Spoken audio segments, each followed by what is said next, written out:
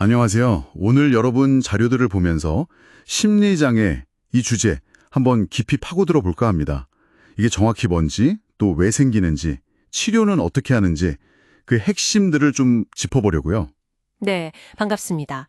이게 사실 굉장히 복잡한 문제인데요. 보내주신 자료들 덕분에 생물학적, 심리적, 그리고 사회문화적 요인들이 어떻게 다 얽혀 있는지 좀 통합적인 시각으로 보려고 합니다. 좋습니다.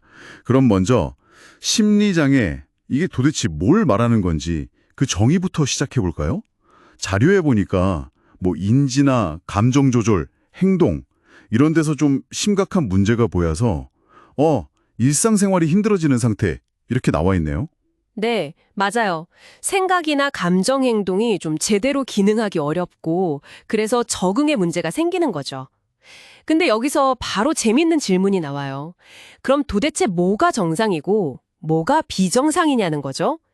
자료에도 예시가 있던데, 아마존 어떤 부족은 옷을 안 입는 게 완전 정상이지만, 우리가 사는 데서 그러면, 큰일 나잖아요. 범죄가 될 수도 있고요. 아, 그렇죠. 스트리킹 같은 거요? 네. 그리고 또 동성애 같은 경우도 옛날엔 되게 심각한 죄나 장애로 봤는데 지금은 전혀 아니잖아요. 이렇게 시대나 문화에 따라서 기준이 계속 바뀐다는 거예요. 정말 그렇네요. 그러면 현재 우리가 비정상, 그러니까 심리장애일 수 있다. 이렇게 판단하는 기준은 뭘로 봐야 할까요? 자료에 한 세 가지 정도 나와 있던데요? 네. 보통 세 가지를 많이 봐요. 첫째는 그 사회의 문화적 기준에서 좀 많이 벗어나는가. 둘째는 본인 스스로가 그것 때문에 주관적인 고통을 느끼는가. 그리고 셋째가 중요한데 이게 일상생활, 뭐 학교생활이나 직장생활 같은 기능을 얼마나 방해하는가, 즉 역기능을 일으키는가 하는 점이에요. 역기능이요. 네. 근데 이 세 가지가 항상 딱 맞아떨어지는 건 아니에요.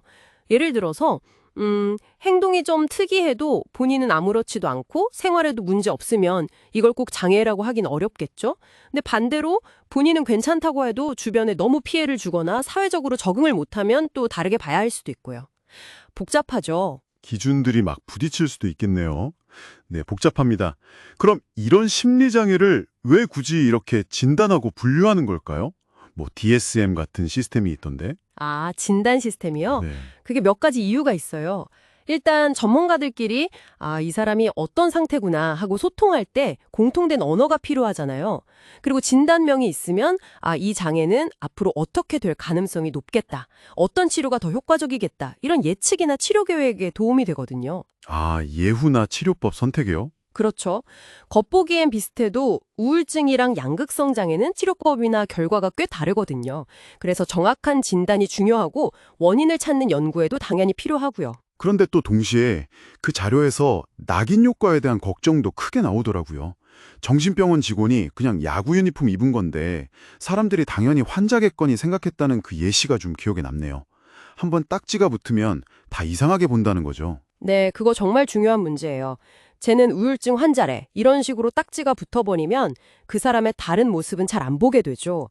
그리고 또 ADHD 진단 늘어나는 것처럼 예전엔 그냥 좀 활발한 아이라고 봤을 행동을 요즘엔 병으로 보는 게 맞냐 이런 비판도 계속 있잖아요. 네, 맞아요. 이게 결국 진단 기준이라는 게 사회나 문화적인 가치 판단에서 자유로울 수 없다는 거고 자칫하면 그냥 살면서 겪는 문제들까지 다 병으로 만들어버릴 수 있다는 우려인 거죠. 그래서 진단이 분명 유용하긴 한데 그 자체로 모든 게 해결되는 건 아니고 아주 신중해야 한다. 이 점을 자료가 강조하고 있더라고요. 그렇군요. 그럼 이 심리장애라는 게 도대체 왜 생기는 걸까요? 원인요. 자료에서는 생물학적, 심리적, 사회문화적 요인 이 세 가지가 다 복합적으로 작용한다고 하던데 이게 핵심인 것 같아요. 네, 맞습니다. 그걸 이제 생물심리 사회적 모델이라고 부르는데요. 단순히 이 세 가지 요인이 있다. 이걸 넘어서 얘네들이 서로 막 영향을 주고받는다는 게 중요해요. 상호작용을 한다고요? 그렇죠. 예를 들면 유전적으로 좀 우울증에 취약한 사람, 생물학적, 있는데 살면서 엄청 큰 스트레스, 사회적을 받아요. 그러면서 난 역시 안 돼. 이런 부정적인 생각, 심리적에 계속 빠지면 실제로 우울증이 발현될 가능성이 확 높아지는 거죠. 아, 세 가지가 다 엮여서 나타나는 거네요. 네. 또 어떤 건 생물학적인 설명이 더 강하기도 해요. 예를 들어 조현병이나 양극성 장애는 유전적인 영향이 꽤 크다고 알려져 있고요. 뇌 구조나 신경 전달 물질, 세로토닌이나 도파민 같은 거요. 이런 문제도 관련이 깊죠. 심리적으로는 그 꼬마 엘버트 실험 아시죠? 그런 식으로 공포가 학습될 수도 있고 아니면 강박 행동처럼 그 행동을 하면 잠깐 불안이 줄어드니까 자꾸 반복하게 되는 그런 학습 원리도 작용하고요. 부정적인 생각의 패턴 같은 것도 심리적 요인이겠는데요. 그럼요. 우울증의 악순환 같은 거요.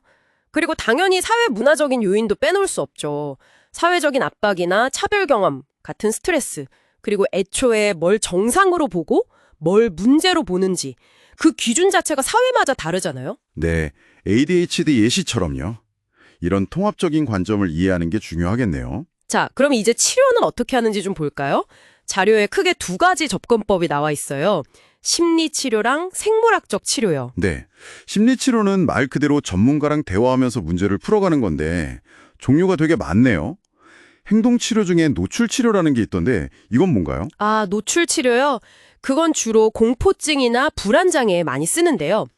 예를 들어 거미를 무서워하는 사람이 있다면 아주 안전한 환경에서 사진부터 시작해서 점차 실제 거미에 조금씩 노출시키는 거예요.